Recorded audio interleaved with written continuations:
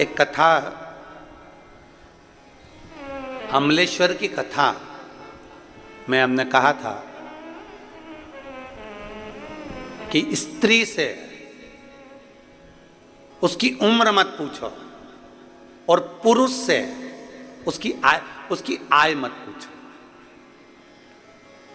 स्त्री से उम्र मत पूछो और पुरुष से जम के बोलो जरा, आय मत पूछो।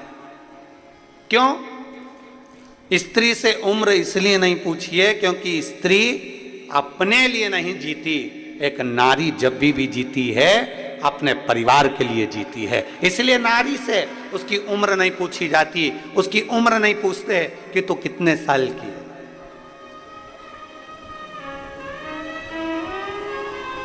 स्त्री से उसकी उम्र नहीं पूछी जाती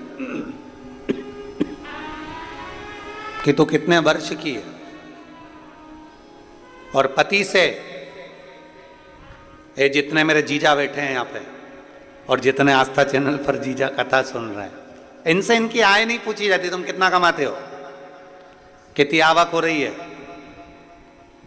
कितने की फसल गई, कितना आया, नौकरी करते हो, सर्विस करते हो, कितना मिलता है, कितना कटता है और कितना मिलता है, इनसे नहीं पूछा जाता। स्त्री से उम्र मत पूछो और पति से उसकी आय मत पूछो, क्योंकि घर का पिता, घर का पुरुष जब भी कमाता है अपने लिए नहीं कमाता, वो अपने परिवार के लिए कमाता है, वो अपने लिए नहीं कमाता। क्या पूछा जाए इनसे? एक नारी का पूरा जीवन, एक स्त्री का पूरा जीवन अपने परिवार के लिए लग जाता है, पूरा जीवन।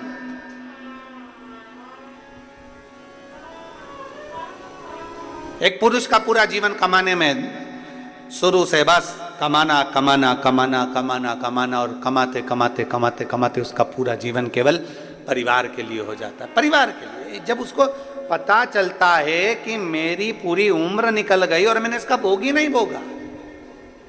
मधुमक्खी छत्ता बनाती है,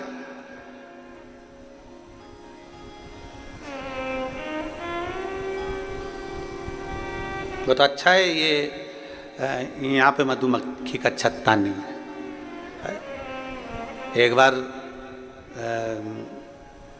कहीं कथा करने गए थे बिहार साइड में, तो वहाँ मधुमक्खी का छत्ता था।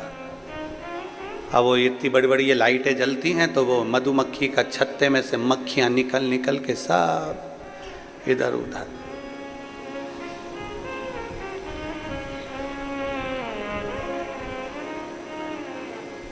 छत्तीसगढ़ सरकार को और छत्तीसगढ़ की प्रशासन को, दोनों को धन्यवाद है, बहुत बहुत साधुवाद, बहुत बहुत साधुवाद।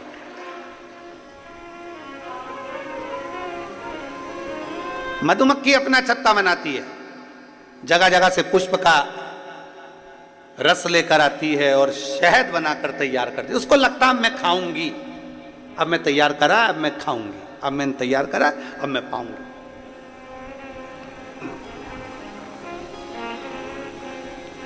फिर सोचती है वो, अब मैं खाऊंगी।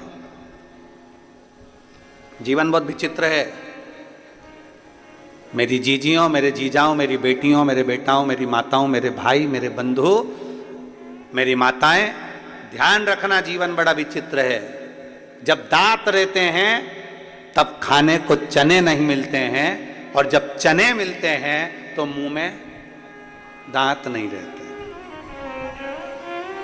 पूरा जीवन तो हम संघर्ष में निकाल देते हैं। बस मेहनत करूंगा, अभी थोड़ा कमा लूंगा ना, इसके बाद घर बनाऊंगा, घर बनाऊंगा, एक नंबर का मकान बनाऊंगा, गाड़ी लाऊंगा, ये करूंगा, वो करूंगा। मालूम पड़े घर भी बना लिया, गाड़ी भी लिया है, पर शरीर ऐसा हो गया कि घर तो नंबर 1 का बनाया, पर ऊपर एक बार अगर चढ़ गई तो 3 दिन बाद नीचे उतरी है। फिर क्या मतलब का घर? कई कई माताओं को बड़ा शौक रहता है, बस अपने पति से कहती हैं अपने एक मकान बनाएंगे। इतनी बारिश होती है ना, एक कपड़े सुखाने की जगह नहीं अपने घर में। अरे बोलो तो सही है कि गलत है?